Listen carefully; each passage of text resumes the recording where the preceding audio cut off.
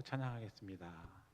사랑해 주님 감사합니다. 오늘도 거룩한 주일 허락하시고 성전에 나와서 예배드리게 하심을 감사합니다. 언제나 힘들고 어려울 때 의지하는 그 주님, 오늘도 찾아와 주셔서 예배 시간 만날 수 있도록 주님 인도하여 주시고 함께하여 주시옵소서. 감사드리며 예수님 이름으로 기도드리옵나이다. 아멘. 어려운 일 당할 때 찬양하도록 하겠습니다.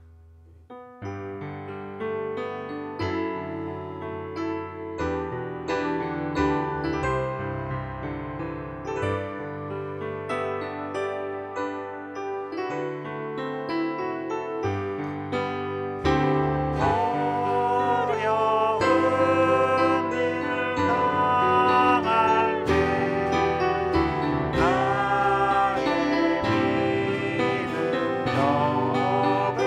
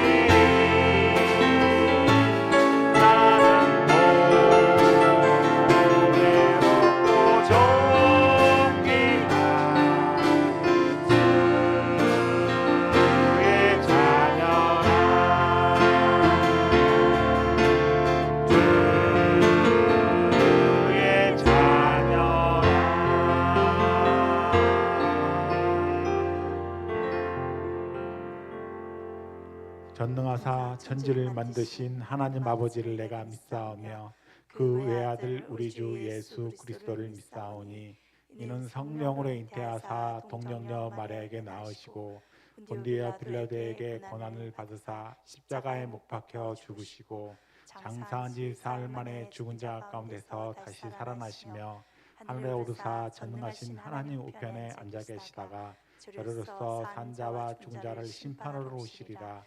성령을 믿사오며 거룩한 공예와 성도가 서로 교통하는 것과 죄를 사하여 주시는 것과 몸이 다시 사는 것과 영원히 사는 것을 믿사옵나이다. 아멘.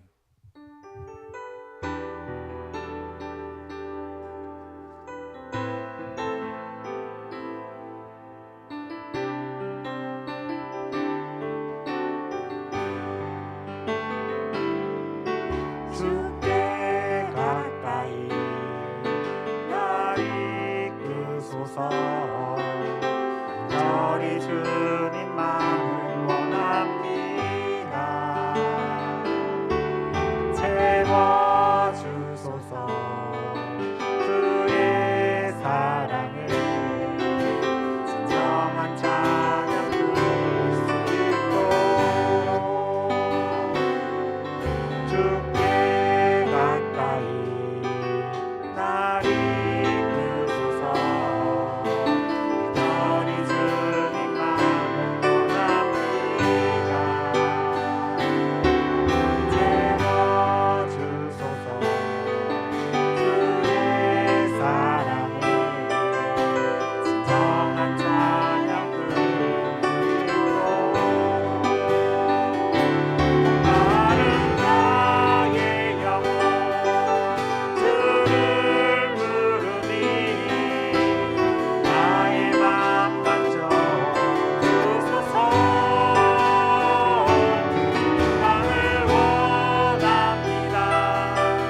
더 원합니다. 나의 맘 만져 주소서. 목마른 나의 영혼 나의 영혼 주를 부르니 나의 맘 만져 주소서. 나를 원합니다. 더 원합니다.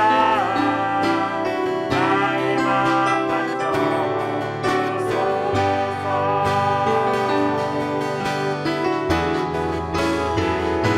목마른 나의 영혼 주를 부르니 나의 맘 만져 주소서. 나를 원합니다. 더 원합니다. 나의 맘 만져 주소서. 나의 맘 만져 주소서. 나의 맘 만져 주소서.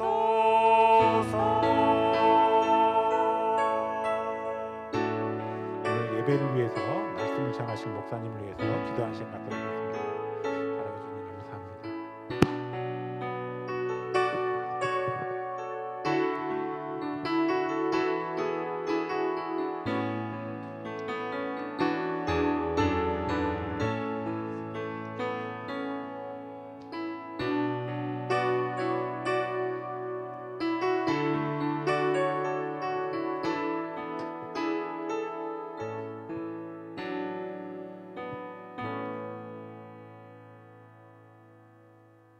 하나님 아버지, 주일을 맞아 예배를 드릴 수 있도록 불러주심에 감사를 드립니다. 이 예배가 신령과 진정으로 드리는 예배되게 하시고 주님 홀로 영광 받옵소서. 한 주간을 뒤돌아봅니다. 우리가 마음과 행동으로 알게 모르게 지은 죄가 있음을 고백합니다. 하나님 앞에 회개하오니 불쌍히 여겨주옵소서. 예수 그리스도의 십자가 보혈로 씻음 받기를 원합니다. 예배 가운데 우리가 하나님의 자녀이며 하나님의 인도를 받고 있음을 다시금 깨닫는 귀한 시간이 되도록 은혜를 내려주옵소서. 이 나라를 사랑하시는 하나님, 모든 국민들이 살아계신 하나님을 깨닫게 하시고 정직한 영을 부어주셔서 올바른 대한민국이 될 수 있도록 인도해 주시옵소서. 이념으로 인한 전쟁과 상반된 가치관으로 인한 정치적 다툼, 전 세계적으로 유행인 코로나의 위기 가운데 있습니다. 잘 극복해 나갈 수 있도록 지혜를 부어 주옵소서. 특별히 하나님을 믿는 성도들이 혼란스러운 사회 현상에 마음을 빼앗기지 않게 하시고 항상 첫 믿음을 버리지 않고 예배를 등한시하지 않도록 하나님의 기름 부음을 체험케 하시고 시험 들거나 낙담하지 않도록 인도해 주옵소서. 국내와 해외에서 활동하시는 선교사님들과 그 가족들을 위해 기도합니다. 하나님께 삶을 맡기고 주의 사랑을 전하는 선교사님들에게 하나님의 지혜로 주님의 복음을 전하게 하시고 선교사님들의 가족과 동역자들에게 주님께서 항상 간섭해 주시옵소서. 어려움이 하나하나 해결되어 하나님께 영광 돌리는 사역들이 되기를 기도합니다. 양조고 동산교회에서 예배를 드릴 수 있도록 인도해 주심에 감사를 드립니다. 이곳에 모여 예배드리는 성도님들이 예수님의 성품을 닮아가는 교회 되기를 원합니다. 항상 기뻐하고 쉬지 말고 기도하며 범사에 감사하여 하나님의 뜻을 이루는 칭찬받는 교회가 되도록 인도해 주옵소서. 성도님들의 신앙을 옥토 같은 밭으로 변화시켜 주시고 사역에 동참하시는 분들과 예배를 돕는 분들에게 주님의 지혜와 은혜로 감당할 수 있도록 간섭해 주옵소서. 주일학교 학생들이 어려서 살아계신 하나님을 만나고 일평생 하나님과 동행하는 주님의 자녀가 되도록 세워주옵소서. 학교에서는 세상 지식을 열심히 배우면서 그보다 더 소중한 하나님의 말씀을 귀히 여기고 진실한 믿음이 자라도록 주님께서 은혜를 주옵소서. 부모님께 사랑을 받고 부모님을 공경하는 자녀 되게 하시고 이 땅을 살면서 많은 어려움들이 있어도 성경 속 믿음의 인물들처럼 하나님의 자녀임을 잊지 않고 이 세상을 밝게 변화시킬 수 있는 지혜로운 자녀가 되도록 인도해 주옵소서. 대입 준비, 유학, 결혼, 자녀 출산과 경제적인 어려움, 수술 등 해결해야 할 일들로 기도 중인 주님의 자녀들이 있습니다. 낙담하거나 시험 들지 않고 하나님께서 함께 하시니 믿음으로 주어진 일에 최선을 다하며 항상 기도하게 하시고 바라기는 기도를 들어주사 주님의 계획에 맞게 응답받기를 간구합니다. 셰마드 기도학교가 2022학년도 신입생과 전편입생을 모집합니다. 세계를 품는 크리스천 리더 양성을 목적으로 이곳에 세워진 학교에 하나님께서 원하시는 학생들을 보내주시고 학업적 실력을 쌓고 영성으로 성장하는 차세대 인재가 배출될 수 있도록 은혜를 베풀어 주옵소서. 학생 모집과 학교 운영의 어려움을 해결해 주시고 함께 동역하는 목사님과 교사들, 협력하시는 모든 분들의 삶을 하나님께서 간섭해 주시고 모든 이들이 서로 협력하여 선을 이룰 수 있도록 형통의 복을 내려 주옵소서. 이 시간 예배 가운데 말씀을 전하시는 박재희 목사님께 성령의 기름 부음이 넘치게 하시고 성도들 모두가 아멘으로 화답하게 하시며 전하는 자나 듣는 자 모두에게 은혜가 넘치는 예배가 되기를 원합니다. 이 모든 말씀 예수 그리스도의 이름으로 간절히 기도드리옵나이다. 아멘.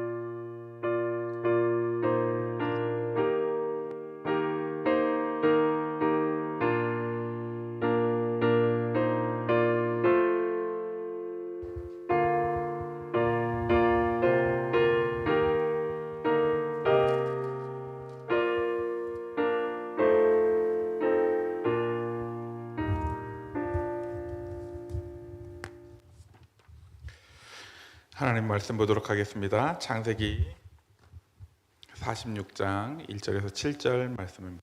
창세기 46장 1절에서 7절 말씀입니다.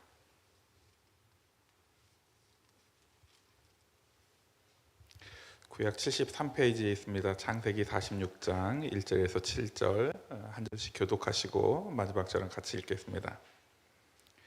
이스라엘이 모든 소유를 이끌고 떠나 부엘세바에 이르러 그의 아버지 이삭의 하나님께 희생 제사를 드리니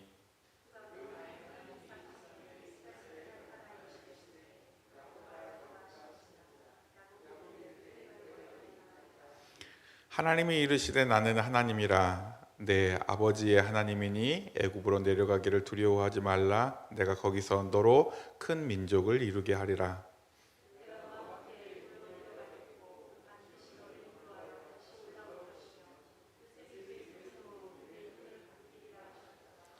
야곱이 부엘세바에서 떠날새 이스라엘의 아들들이 바로가 그를 태우려고 보낸 수레에 자기들의 아버지 야곱과 자기들의 처자들을 태우고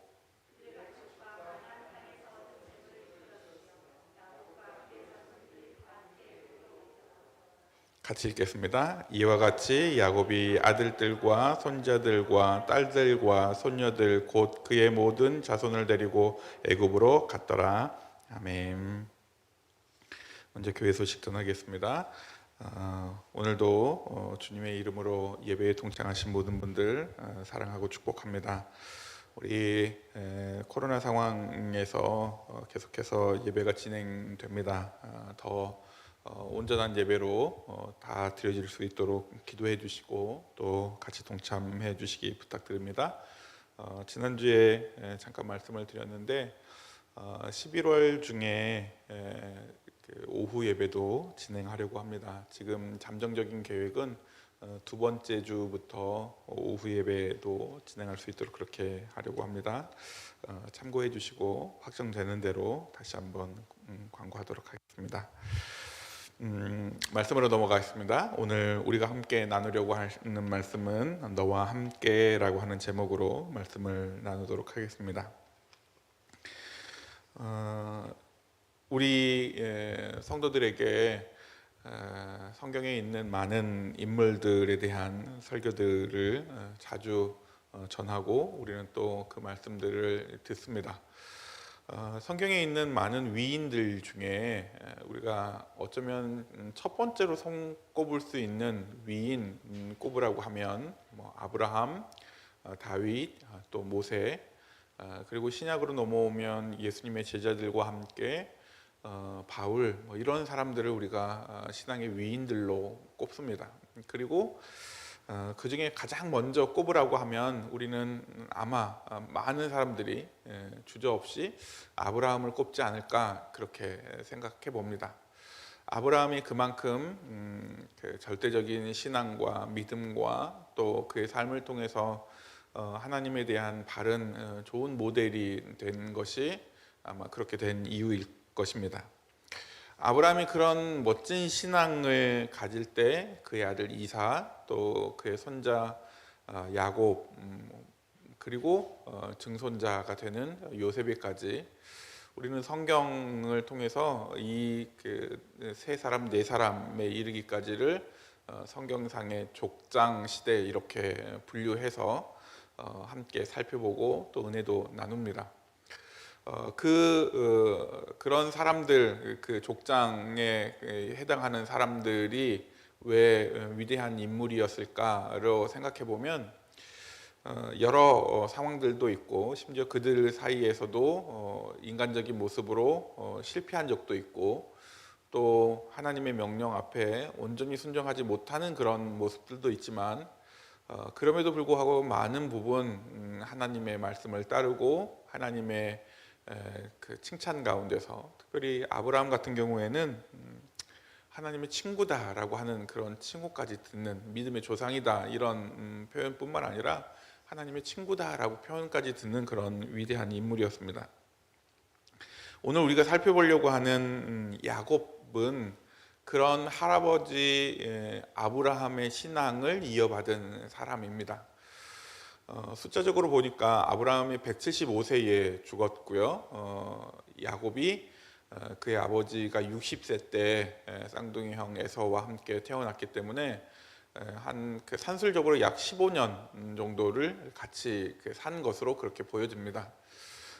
정확히 15년 정말로 이제 아예 한 텐트에서 살았는지 아니면 아버지가 이렇게 독립해서 다른 이제 지역에 살았는지 정확하지는 않지만 추정해 보건대 그들이 이제 삶의 문화를 목축업으로 이렇게 놓고 보면 그들은 거의 같이 살지 않았을까. 뭐 양 키우러 들에 나가고 뭐 이런 그 기간들이 분명히 있기는 하겠지만 그래도 많은 부분 같이 시간을 보내지 않았을까 이렇게 생각해 보는 것이 일반적입니다.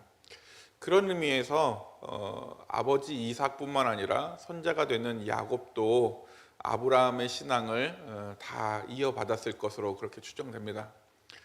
특별히 아브라함이 이삭을 낳는 100세 시절을 기준으로 하면 그 이전에는 뭐 실수도 하고 뭐 그 이전에는 온전히 하나님을 다 신뢰하지 못하는 그런 모습도 중간중간 있지만 이후에 이삭을 제물로 드리려고 하는 장면이나 또 하나님의 말씀들을 순종해가는 그런 여러 상황들을 볼 때 온전한 신앙의 그 최고의 피크에 이 야곱이 성장하고 훈련받지 않았을까를 생각해 보면 야곱의 인생에서 많은 이제 오점들이 있는 게 사실입니다. 형과 싸우는 그런 장면이라든지 아버지를 속이는 장면이라든지 뭐 그런 분명히 오점은 있기는 하지만 신앙에서 있어서만큼은 잘 성장했던 것이 사실로 보여집니다.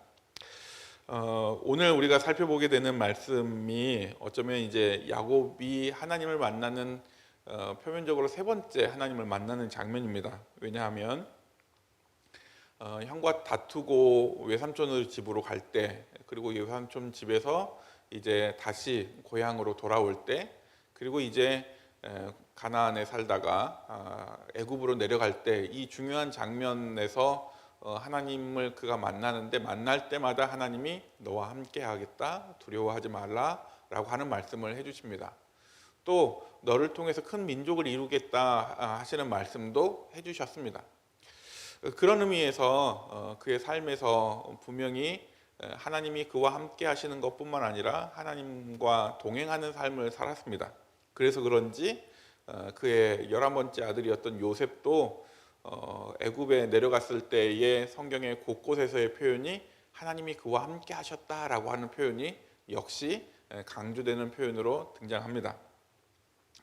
중요한 것은 오늘 본문을 통해서 우리가 출애굽 사건에 예비하는 그런 사건을 통해서 우리가 이 사건을 살펴보게 되는 궁극적인 이유가 하나님이 왜 야곱을 애굽에 내려가는 것을 허락하셨을까라고 생각했을 때 하나님께서 애굽에 내려가는 결론적인 오늘 본문에 있는 결론적인 의미는 너를 통해서 큰 민족으로 삼으시겠다라고 하는 사실입니다. 큰 민족으로 이루게 하겠다라고 하는 것이 이 사건의 본질이었습니다. 그런 과정에서 하나님이 출애굽 사건과 연결시켰을 때 야곱의 모습뿐만 아니라 지금 이 세상을 살고 있는 이 자리에 있는 우리 모두가 하나님의 성도들이 야곱과 함께 하셨던 그 하나님이 우리에게도 함께 해 주옵소서. 어쩌면 세상과 같은 애굽을 향하여 갈 수밖에 없는 그런 위치에서 하나님이 인도하시겠다, 하나님이 함께 해주시겠다, 또 단순히 그렇게 하시는 것뿐만 아니라 큰 민족을 이루게 하시겠다. 그렇기 때문에 두려워하지 말라라고 하는 말씀의 음성으로 우리 역시 듣기를 소망합니다. 하나님께서 야곱을 이제 야곱이라고 부르지 않고 이스라엘이라고 부르는 그런 상황이 생겼습니다. 이 상황에서 야곱에게 애굽에 내려가도록 말씀하십니다. 이 말씀을 듣기 전 상황은 그가 죽은 줄만 알았던 그가 최고로 사랑했던 요셉이 살아있다는 소식을 들었습니다. 살아있는 수준이 아니고 그 당시에 가장 강력한 나라라고 할 수 있는 애굽의 총리가 되어 있다는 소식도 같이 듣습니다. 그리고 그냥 소식으로만 들은 것이 아니고 그 아들이 보낸 수레가 모시기 위해서 도착해 있습니다. 이 상황들을 보면 뭐 최고로 기쁘지 않을까 생각해 봅니다. 지금 자기의 처지는 먹을 것이 없어서 생명을 유지하기 위해서 애굽에서 음식을 사와야 되는 상황이었습니다. 그리고 자녀들을 보내서 애굽에서 2번이나 음식을 사왔음에도 불구하고 더 이상 그들이 그곳에서 사는 것이 쉽지 않은 상황이었습니다. 뭐 이후의 상황들을 보니까 요셉이 그의 형들에게 아버지를 모시면서 아직도 기근이 한참 더 남았습니다라고 하는 그런 말씀을 듣고 내려갈 수밖에 없는 상황이었는데 야곱은 염려가 있었습니다. 왜냐하면 그가 하나님과 했던 약속 때문입니다. 물론 하나님께서 일방적으로 야곱에게 해주신 약속이기는 하지만 그 가나안에서 큰 민족이 되게 하시겠다. 이제 그 전에 주시는 말씀으로는 티끌과 같이 네 후손이 많아지겠다라고 하시는 말씀이 있었기 때문입니다.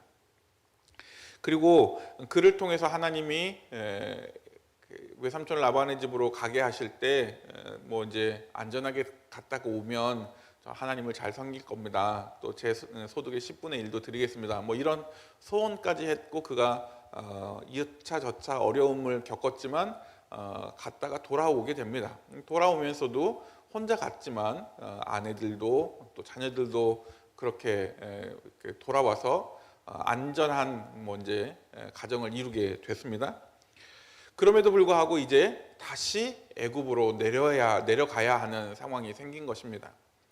애굽으로 간다라고 하는 것은 표면적으로 하나님의 약속을 깨는 것 같아 보이기도 했고 또 애굽으로 내려간다는 것은 그가 하나님의 명령을 신뢰하지 못하고 또 하나님을 떠난 것처럼 보일 수도 있기 때문입니다. 인간적인 모습으로 보면 야곱이 애굽에 내려갈 때의 나이를 추정할 수 있는 표현이 내려가서 바로를 만났는데요. 바로가 몇 살입니까? 이렇게 물어보니까 제 인생 험난한 인생을 살았고 저는 130살밖에 안 됐습니다. 이렇게 표현한 걸 보면 130살 즈음까지의 인생은 결코 그런 가벼운 인생이 아니었던 것을 생각해 보면 내려가는 것 자체도 그곳에 가서 새롭게 정착하고 그곳에 가서 또 자기들끼리만 사는 것이 아니고 애굽 사람들의 눈치도 봐야 되고 뭐 이런 그 상황들을 생각해 보니까 인간적인 모습에서도 가는 게 맞나 뭐 이렇게 생각하는 그런 모습이 있는 것 같습니다. 그렇게 그런 그 결정하기 쉽지 않은 염려가 되는 상황에서 또 한 가지 생각할 수 있는 것이 외삼촌의 집에 갔을 때의 고난입니다. 외삼촌이기는 하지만 그가 거의 외삼촌을 통해서 속임받는 사람의 삶을 살거든요. 결국 그런 모든 과거의 경험들이 애굽에 내려가는 것을 쉽게 결정할 수 없는 상황이었던 것 같습니다. 그럼에도 불구하고 하나님이 야곱을 만나 주십니다. 고향을 떠난 경험이 있었고 그곳에서 고생한 경험도 있었고 다시 돌아와서 어느 정도 시간을 보내면서 다시 또 자기 고향에서 정착하는 중에 어려움들도 있었을 것입니다. 그런 상황에서 그가 애굽으로 내려가야 되는 상황이지만 하나님이 그를 만나 주셨습니다. 하나님이 그가 외삼촌의 집으로 가던 그때에 하셨던 표현 그것과 동일하게 오늘 3절 4절에서 똑같이 말씀해 주고 있는 것입니다. 야곱에게 해주신 말씀은 두려워하지 말라. 그리고 그렇게만 말씀하시는 것이 아니고 너와 함께 해주시겠다. 이 단순히 너와 함께 해주시겠다라고 하는 표현이 그냥 그렇게만 들리는 표현이 아닙니다. 할아버지였던 아브라함에게 가나안 땅을 주시겠다라고 약속하셨고 그리고 그의 아버지 이삭과 그리고 자기의 자녀들과 후손들에게 큰 민족을 이루게 하시겠다라고 하는 그런 약속과 또는 그런 계획들을 하나님이 말씀해 주시면서 그에게 다녀오도록 그냥 가서 그곳에 그 야곱의 인생으로만 보면 그가 그곳에 내려가서 죽었기 때문에 다녀오는 것의 표현이 조금 어색하지만 다녀오도록 괜찮아 다녀와 라고 하는 그런 표현처럼 들리는 표현이었기 때문에 그렇습니다. 그가 두려워하지 않아야 되는 제일 큰 이유는 이후에 살펴보겠지만 하나님이 함께 해주시겠다라고 하는 말씀 때문입니다. 그리고 인간적인 그런 염려가 그가 하는 인간적인 염려이지만 하나님은 그 모든 것들을 하나님의 계획으로 이루어 가시고 있기 때문입니다. 두 번째를 통해서 우리가 생각할 수 있는 다른 의미는 하나님이 애굽으로 내려가게 하시는 야곱을 통한 하나님의 계획이 있었다는 사실입니다. 결론적인 이야기지만 하나님께서 야곱을 애굽에 내려가게 하시는 직접적인 이유는 큰 민족을 이루게 하리라라고 하는 말씀입니다. 앞서 말씀드린 것처럼 창세기 28장에 그의 형들과의 다툼, 그의 형과의 다툼으로 그가 외삼촌 라반의 집에 도망가는 신세가 되었습니다. 그리고 도망가는 중에 하나님께서 야곱에게 이런 말씀을 하십니다. 티끌과 같은 큰 민족이 되게 하시겠다. 그리고 그런 말씀이 이제 돌아온 다음에 오늘 46장에 너로 큰 민족을 이루게 하시겠다라고 하는 말씀입니다. 티끌과 같다, 큰 민족을 이루게 하겠다, 분명히 셀 수 없을 만큼 많은 후손을 주시겠다라고 하는 그런 말씀이기도 합니다. 또 다른 표현으로는 큰 민족을 이루게 하겠다라고 하는 그 말씀의 실제적인 알맹이는 너의 후손을 통해서 이 땅을 구원할 메시아를 보내주겠다라고 하는 아브라함과 약속하셨던 그 약속의 계승을 야곱이 하고 있다는 사실입니다. 단순히 내가 인생을 오랫동안 고생하면서 살았는데 애굽에까지 가서 또 고생하면서 살아야 돼? 라고 하는 그런 수준의 고민이 아니었던 것입니다. 이 수준의 야곱은 이미 이스라엘로 이름이 바뀌면서 하나님이 그에게, 그의 할아버지에게, 그의 아버지에게 하셨던 약속, 그 민족을 통해서 이 땅을 구원할 메시아를 보내주시겠다고 하는 그 말씀까지 이미 약속의 연장선상에 있었던 것입니다. 그냥 너의 후손이 많은 수가 될 것이다의 수준이 아니라는 사실입니다. 그는 그 말씀이 곧 자신의 삶에서 가장 큰 축복인 것을 깨닫습니다. 형식적인 거지만 외면적인 것이긴 하지만 70명이 남자 성인만 60만 명이 됐으니까 정말로 큰 민족이 된 것이 맞습니다. 그런데 그에게 큰 민족이 되게 하겠다라고 하는 궁극적인 모습은 그냥 숫자적으로 많은 민족이 아닌 이스라엘을 통해서 그리고 그의 후손을 통해서 이 세상에 예수 그리스도를 믿는 믿음의 구세주로 보내주시고 그 구세주를 그의 후손을 통해서 보내주시겠다고 하는 약속이 포함되어 있는 것이었습니다. 결국 그 말씀을 이제 할아버지 아브라함, 우리가 잘 알고 있는 것처럼 아브라함이 하나님과의 약속을 알았기 때문에 그가 하나밖에 없는 이삭을 드릴 수 있었던 것 아니겠습니까? 그 믿음이 이제 이삭을 통해서 야곱에게까지 전달되었고 야곱이 그 믿음의 그 약속의 그 하나님의 약속을 따르는 귀한 순간에까지 오게 된 것입니다. 이 큰 민족을 이루게 하겠다라고 하는 다른 또 모습은 신실하신 하나님에 대한 신뢰감이 포함되어 있는 표현입니다. 그는 이미 앞서 이야기한 것처럼 인생에서 많은 고난을 겪었습니다. 고난을 겪음에도 그가 그 위치에 있을 수 있었던 것은 하나님의 신실하심 때문입니다. 하나님이 약속하신 것은 지키시는 분이라는 사실입니다. 하나님이 계획하신 일은 이루시는 분이라는 사실입니다. 그가 그 신실하신 하나님을 믿고 따르고 신뢰했기 때문에 이제는 애굽으로 내려가는 것이 두려움의 문제가 아니었던 것입니다. 마지막으로 그가 애굽으로 내려가면서 하신 하나님의 약속이 그를 애굽에 내려갈 때 두려움이나 또 염려에서 마음을 바꿀 수 있는 이유가 될 수 있었습니다. 무엇이냐면 너와 함께 해 주겠다라고 하는 사실입니다. 너를 인도해 주겠다라고 하는 말씀도 동일하게 하셨습니다. 결과적으로 야곱은 애굽에서 죽었습니다만 그의 후손은 큰 민족으로 성장했습니다. 그리고 결국 애굽에서 가나안으로 돌아왔습니다.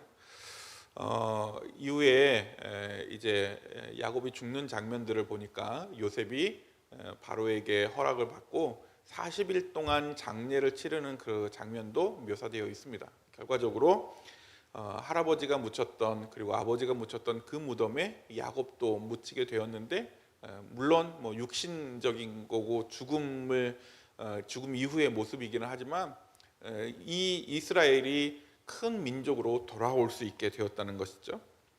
중요한 것은 그 가운데 하나님이 너와 함께 해주겠다, 너를 인도해 주겠다라고 하는 사실입니다. 함께 해줄게, 인도해 줄게라고 하는 그 말씀이 어쩌면 제가 그 자리에 제가 있었다면 제가 야곱한테 야곱님, 제가 같이 있어 드릴게요. 제가 길 안내자가 되어 드릴게요 라고 했다면 그냥 요즘 애들 표현입니다. 요즘 애들이 그렇게 표현하더라고요.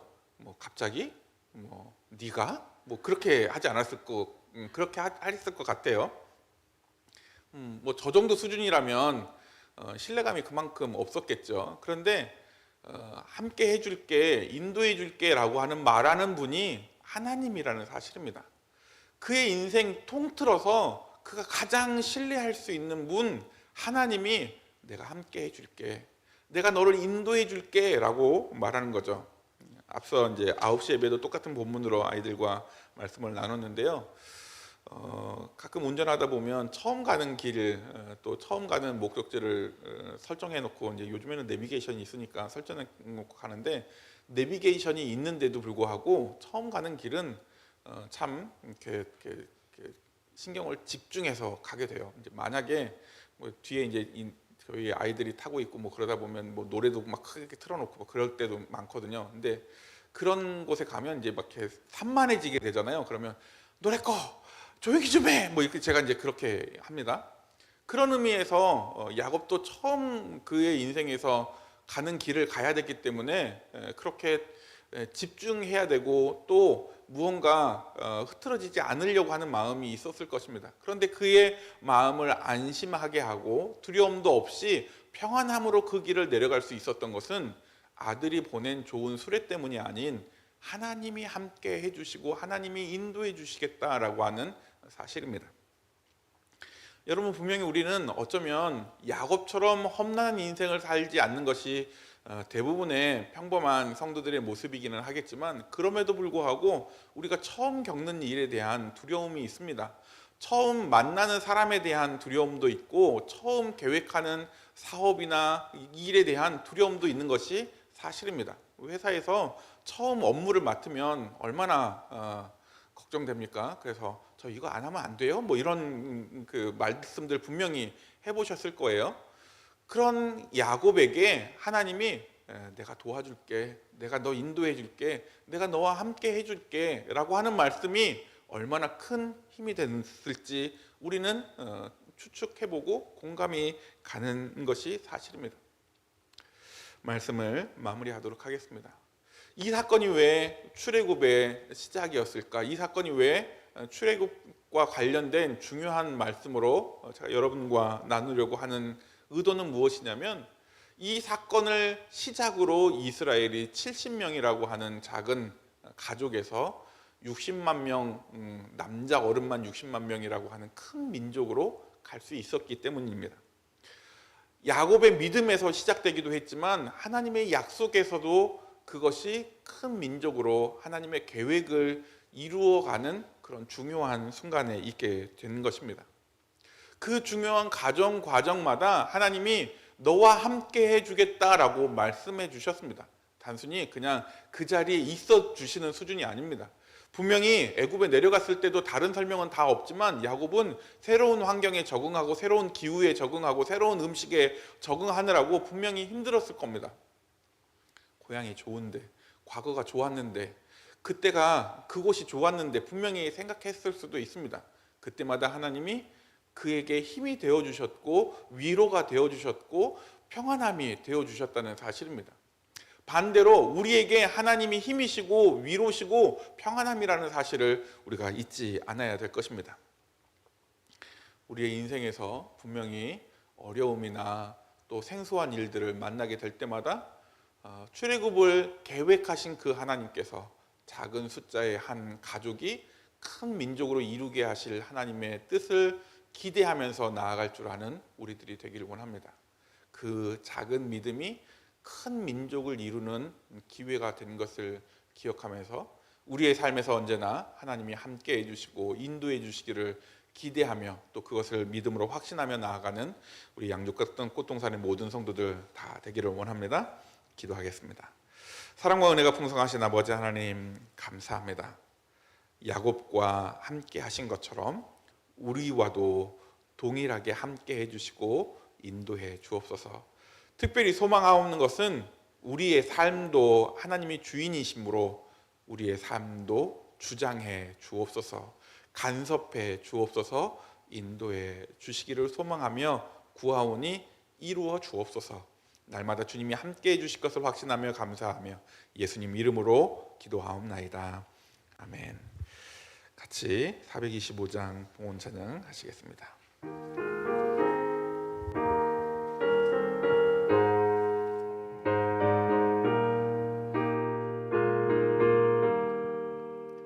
주님의 뜻을 이루소서.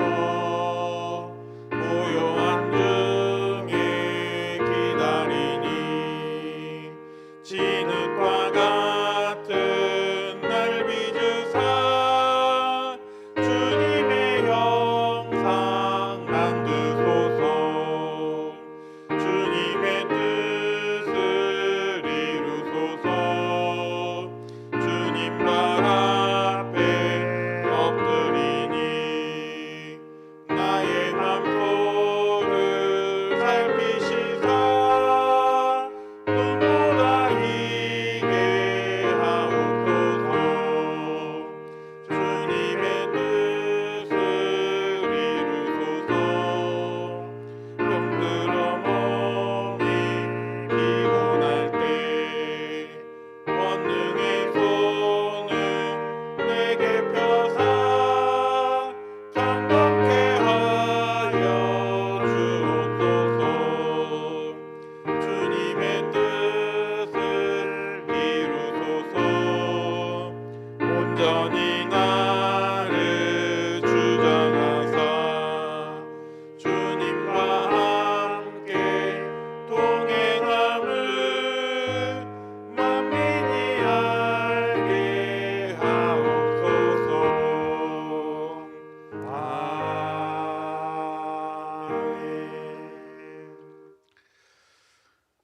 아버지 하나님의 귀한 사랑에 감사해서 이 시간 귀한 예물을 준비하여 드립니다. 이 예물 기쁘게 받아 주옵소서.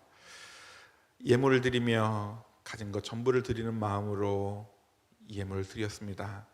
우리의 마음을 받아주시는 것뿐만 아니라 우리의 삶의 주인 되어 주시고 우리의 삶을 주장해 주시기를 소망합니다. 특별히 기도의 제목을 적어 드린 귀한 손길들 기억해 주셔서 저들이 기도 가운데 응답하여 주시고 구하지 않은 것들도 이루시며 넉넉함으로 더하여 주시옵소서.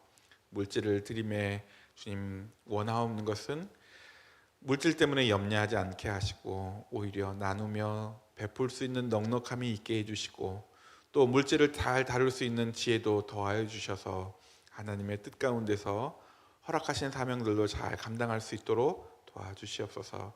주님 강건함도 주시고 평안함도 주시며 늘 주님이 동행해 주시되 우리의 삶에서 하나님을 주인으로 고백하며 나아가는 은혜도 있게 해주시옵소서.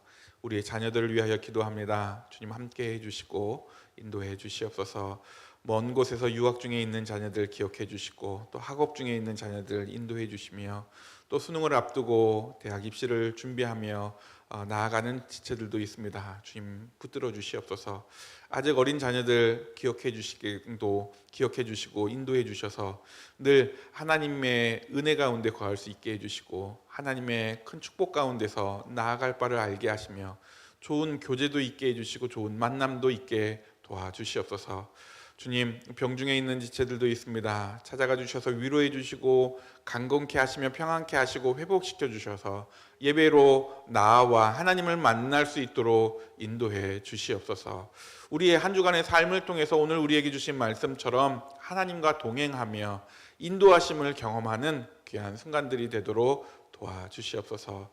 늘 주님이 함께 해주시고 인도해 주심을 믿고 감사하며 모든 말씀 예수님의 이름으로 기도하옵나이다. 아멘. 다 자리에서 일어나셔서 이런 교회 되게 하소서 찬양하겠습니다.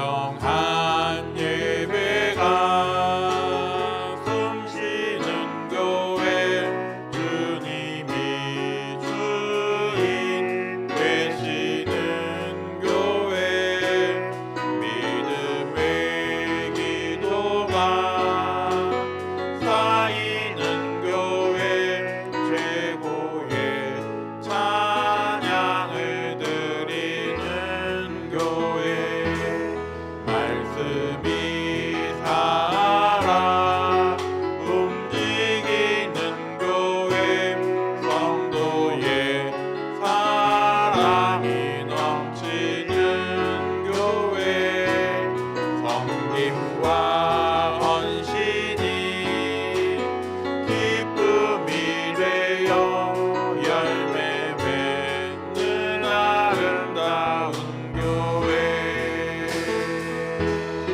주님의 마음 닮아서 이웃을 사랑하는 교회 주님의 영광을 위해서 이 되신 주님 전하는 교회 사랑의 불꽃이 활짝 피어나 날마다 사랑에 빠지는 교회 주께서 사랑하는 우리 교회가 이런 교회 되게 하소서.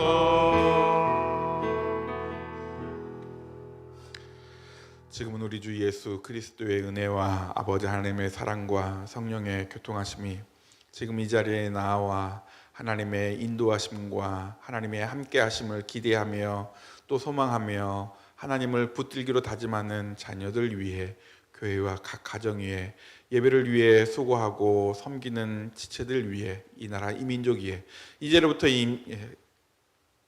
영원토록 함께 있을지어다. 아멘.